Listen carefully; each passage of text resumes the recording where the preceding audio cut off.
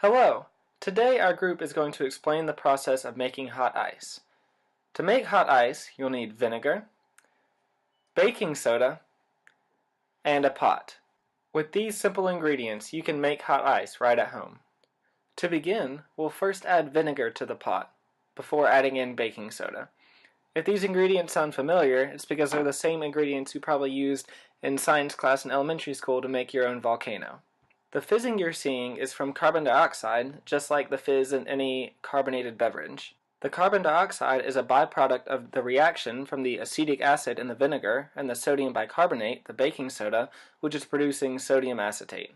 We will then boil off the water in this solution to get the sodium acetate by itself.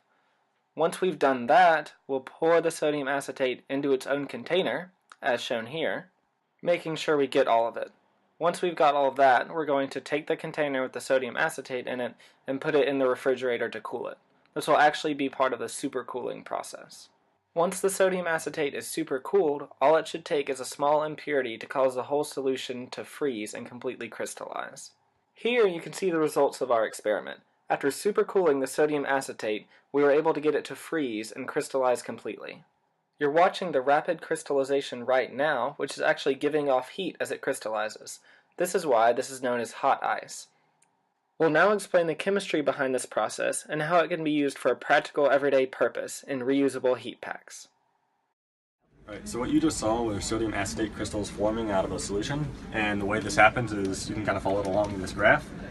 The liquid solution begins in region C, where we have just a solution of sodium acetate and water, and then as you cool it, you end up in the supercooled region where the sodium acetate is supersaturated, and then by agitating this supercooled liquid, it shifts into region H, where the sodium acetate crystals precipitate out of the liquid solution. So the final crystal structure that you're going to see is something that closely resembles this. And because you see a lot of secondary bonding in this crystal structure, it becomes very brittle and very easy to deform. So with minimal effort, you can actually deform it and look at the small crystals. The other unique aspect of hot ice is when you cool it and it becomes a supersaturated liquid, you're below the freezing point, but it hasn't crystallized yet. So there's that latent energy that's being stored because it hasn't crystallized. So when you agitate it and it crystallizes, that latent energy is being released. So it becomes an exothermic reaction and you actually heat up around the crystal. So a practical use for these could be reusable heat packs. So the process of using this reusable heat pack is by clicking that small metal cylinder you see at the bottom of it, and it ejects a small metal piece, and that agitates the liquid and also provides a nucleation site for the crystals to form. So you then have an object that's releasing heat to use as a hand warmer.